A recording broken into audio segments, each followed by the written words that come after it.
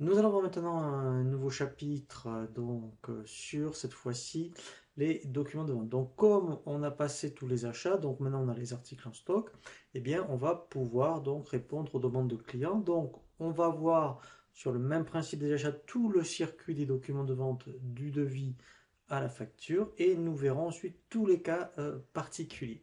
Donc pour créer un devis, vous pouvez depuis, vous voyez, l'écran d'accueil ici, donc créer vos devis, ou directement ici à partir du menu client vente, et bien ensuite ici vous avez, vous voyez, document client. Donc on va le faire depuis ici. On va commencer donc par les devis et on va faire exprès de faire un devis à un prospect. Comme ça, vous verrez quand le devis est accepté que le prospect va basculer en client. Donc ici, je fais ajouter, ajouter un devis. Je choisis donc, alors là, je fais très attention, vous voyez ici, je vais choisir un prospect. Alors ici, vous pouvez voir donc qu'il y a 6 euros. C'est parce que en fait, hein, j'avais affecté des frais de port par défaut, donc par rapport à une famille. Donc lui, il les a je dirais automatiquement rapatriés. Vous voyez, donc si je vais dans le récapitulatif, c'est parce qu'il y a frais de port. Mais donc ça, vous inquiétez pas. Hein, donc si vous n'avez pas de frais de port par défaut, eh bien hein, ici, hein, vous n'aurez rien. Donc ici, effectivement, donc pour l'instant, mon devis, c'est un devis donc, qui a un statut d'en cours, la date d'aujourd'hui, la date de validité, hein, donc on avait donc défini dans les paramètres société 30 jours. Ici, c'était le mode de règlement par défaut hein, que j'avais mis dans la famille, mais si exceptionnellement ce prospect, effectivement, eh bien, donc lui, c'est pas chèque à 30 jours, mais effectivement, comme vous ne connaissez pas, vous pouvez dire, ben, moi, quand c'est un prospect, un nouveau client, ça sera donc chèque au comptant. On peut changer directement ici. Vous voyez, si c'est un particulier, je pourrais dire même là, ici, directement TTC. Donc ensuite, eh bien ici, effectivement, ici, je vais donc faire mon devis par rapport donc à mes articles.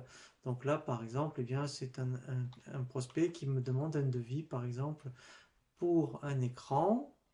Voilà, alors là, c'est intéressant, puisque j'avais fait, donc, vous voyez, une offre commerciale. Vous voyez, donc lui, il va en bénéficier. Voilà, donc ça, vous voyez, on l'avait vu dans les articles liés. Comme ça, moi, vous allez voir eh bien, comment ça se présente, hein, puisqu'on en avait parlé pendant la création des articles. Donc ensuite, eh bien, donc là, il verra qu'il a, mettons, ici un article offert.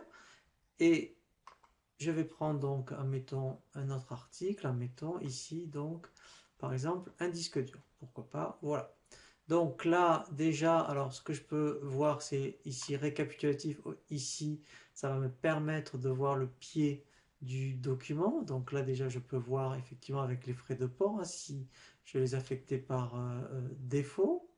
Donc ici, TVA taxe, donc là, ça ne concerne pas. On verra effectivement quand là, c'est des clients, mettons, qui sont CE ou hors CE. Ici, donc là, eh bien, si l'adresse était différente par rapport, donc quand on a créé sa fiche, eh bien ici, je décoche et j'indique ici une adresse de livraison. Et ici, si j'avais un contact de livraison différent, je l'indiquerai ici. Donc là, je vais recocher. Ici, donc, voilà, donc là, c'est par rapport, vous voyez, au modèle d'impression. Donc lui, si pour quelque raison que ce soit, dire, ah, ben non, lui, ce ne sera pas celui-là, mais je pourrais très bien en prendre un autre. Les statistiques, donc ça c'est pour vous. Donc là, eh bien, vous pouvez déjà voir, en mettant la marge que vous allez réaliser directement. Donc, dans un premier temps, ici, je vais enregistrer. Et donc, avant donc, de l'envoyer, toujours ici un aperçu. Alors, on verra hein, la personnalisation des documents de vente. Hein. Voilà, donc là, pareil, voilà, donc là, je vois que tout est OK. Eh bien, en fait, ici, donc, je peux, vous voyez ici directement, vous voyez, l'envoyer par mail. Donc, une fois que le devis, donc, l'envoie à mon client, donc, j'ai donc un bon pour accord. Donc, automatiquement, je vais le transférer. Alors, tout dépend de votre activité, bien sûr, mais nous, on va considérer que, en fait, on va faire un bon de commande. Donc, je sélectionne mon devis, je vais transformer en, et lui, la suite logique, vous voyez, donc c'est en commande. Donc là, je fais lancer. Donc là, hein, si vous avez suivi les documents d'achat, le principe est le même et le masque hein, est le même. donc que pour les devis. Voilà. Vous voyez, donc là, si on vérifie rapidement, voilà, donc là, vous voyez, on a la même chose. Donc ici, après, eh bien, effectivement, donc là, c'est basculé en commande.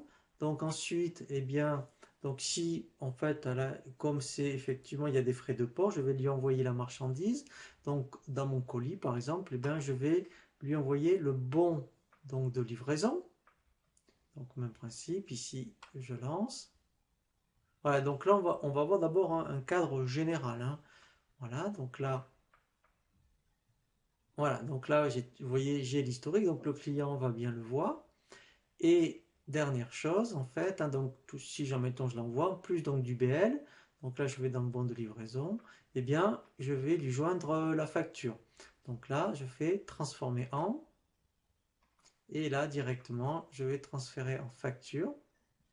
Donc là, hein, donc au niveau des stocks, hein, dès le bon de réception, de livraison, pardon, c'est déjà sorti en stock. Et en commande client, c'est du stock virtuel pour lequel lui considère que c'est sorti. Voilà, et là, vous voyez, dans facture. Alors, bien sûr, hein, il faut toujours, vous voyez, parce qu'elle a le statut de en cours de rédaction, hein, il faut faire très attention. D'ailleurs, vous l'auriez vu quand vous l'auriez imprimé, donc vous auriez fait apercevoir impression, et il y aurait marqué en cours de rédaction. Donc là, c'est une facture provisoire.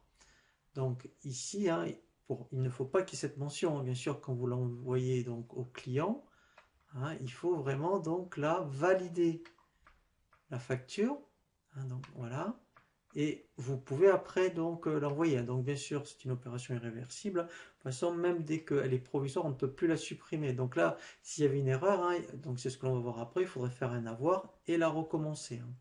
Voilà, et donc là, ici, voilà, donc là, vous voyez, après, la facture est validée, le bon de retour, pardon, le bon de livraison, pardon, voilà, et vous voyez, facturé complètement, et commande, vous voyez, ici, livré totalement. Et juste pour vous montrer, si je vais maintenant dans ma base client prospect, vous voyez que, vous voyez, le prospect n'y est plus, il a basculé, vous voyez, donc directement, donc, en client, hein. Voilà, donc ça c'est très important donc d'isoler la base client prospect.